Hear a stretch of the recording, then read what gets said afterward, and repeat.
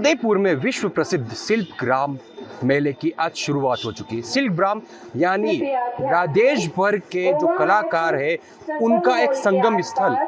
उन कलाकारों की उनकी संस्कृति को दिखाने के लिए यहाँ पर पहुँचते हैं और ऐसे भी कई वाद्य यंत्र या फिर कलाकार आते हैं जो विलुप्ति की कगार पर है और उनको संजोए रखा है। उसी में से एक है हमारे साथ में। ये एक तरह का वाद्य यंत्र है जो कहीं बहुत कम देखने को मिलता है, इसको बजाने वाले भी कम है। इसके बारे में जानेंगे। सर, क्या है ये, कितने टाइम से आप बजा रहे हैं, किस तरह से इसके अंदर इंस्ट्रूमेंट होते हैं, बजाते हैं, आप बताएं। मेरा नाम कमलेश कुमार दमामी है और हम काफ़ी 30-35 वर्षों से हम बजा रहे हैं। और बाहर से जितने भी आने वाले पर्यटक हैं, देश विदेशों से जो शिल्पग्राम महोत्सव में आते हैं, उनको लुभाने के लिए हिंदी, राजस्थानी, स्कॉटिश वगैरह हम सब बजाते हैं। हर तरह की थीम बजाते हैं, क्योंकि ये जो वाद्य यंत्र है, मशक, जो इंग्लिश में इसको बैक पाइपर बोलते हैं, हिंदी में मशक बोलते हैं, ये वाद्य यंत्र का मतलब लुप्त हो चुका है। अभी इनके कलाकार अभी कहीं पर भी है नहीं है।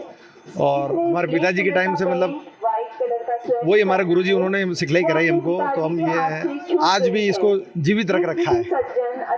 थोड़ा हार्ड है वाद्य यंत्र, ये हवा का साज है। इसके अंदर 3 ड्रोन लगते हैं और देसी ढोल के साथ में, कांसे की थाली के साथ में, शहनाई के साथ में, और पूरा देसी ट्रेडिशनल बैंड है जो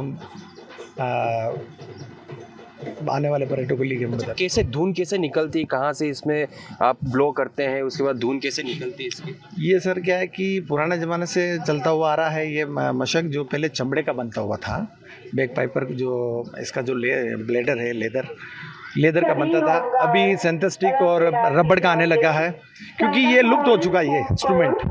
तो हम आज भी इसको जीवित रख रखा है और हम इसकी टेक्निकलिटी, तकनीकी जानकारी चाहिए हमें कि 1 2 3 ये जो बैंड लगे हुए हैं, ये 4-5 इंस्ट्रूमेंट, ये थैली, ये क्या काम में आते हैं? ये हवा का साज है। यहाँ से एयर भरी जाती है, पूरा एयर पूरा इस ब्लेडर के अंदर स्टॉल होता है। फिर एयर के माध्यम से, बगल के माध्यम से बजाने से जो हमारे फिंगर तक ये जाती है, फ्लूट तक। यहाँ से हम कोई सा भी धुन वगैरह यहाँ से प्ले करते हैं और फिर ये प्ले होता है। अच्छा, कितने सालों से आप इससे जुड़े हुए हैं? राजस्थान में और भी कहीं देखने को मिलते हैं इसे? नहीं सर, ये अभी क्या है कि ये सिर्फ पुलिस, आर्मी वगैरह में है, सिविलियन में कहीं अवेलेबल है नहीं। अच्छा, तो ये कहाँ से लाए आप?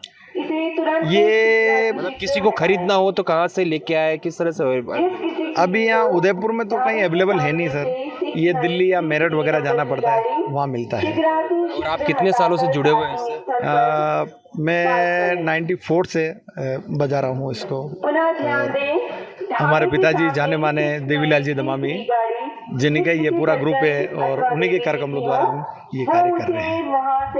तो ये बैक पाइपर, मशक, इसी प्रकार के कई ऐसे इंस्ट्रूमेंट इस शिल्पग्राम में हमारे साथ में और भी हैं। सर, आप कुछ जानते हैं इसके बारे में, क्या है बैक पाइपर? आप भी जुड़े हुए हैं इन चीज़ों से।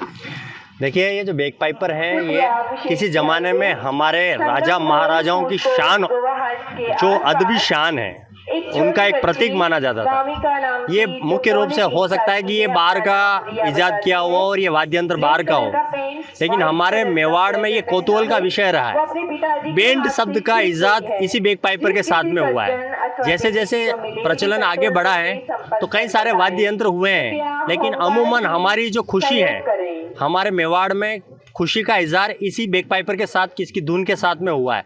और आप ये प्रदर्शित करता है कि जो ये सुमधुर धुन है या इसकी जो विशेषता है वो बैक पाइपर में छुपी हुई है। बैक पाइपर इसलिए खास है कि ये 100 तरह की, इसमें अलग अलग तरह की आवाज़ें हैं, 100 खुशबू है, 100 अलग अलग तरह की धुनें हैं। तो ये अपने आप में अनूठा वाद्य यंत्र है। बिल्कुल, ये बात ये भी खास हो गई कि इस बैंड का कहीं ना कहीं कई दशकों से पहले ही जुड़ाव रहा है और इसको अलग अलग धुन निकलती है। शिल्पग्राम मेला है और भी आपको कई ऐसी वाद्य यंत्र जो जहाँ पर अलग अलग जगहों से आए हैं, जो विलुप्ति के कगार पर है, लेकिन यहाँ पर कई लोग इसको संजोए हुए हैं, वो दिखाएंगे। एबीपी न्यूज़ से विपिन सोलंकी, उदयपुर।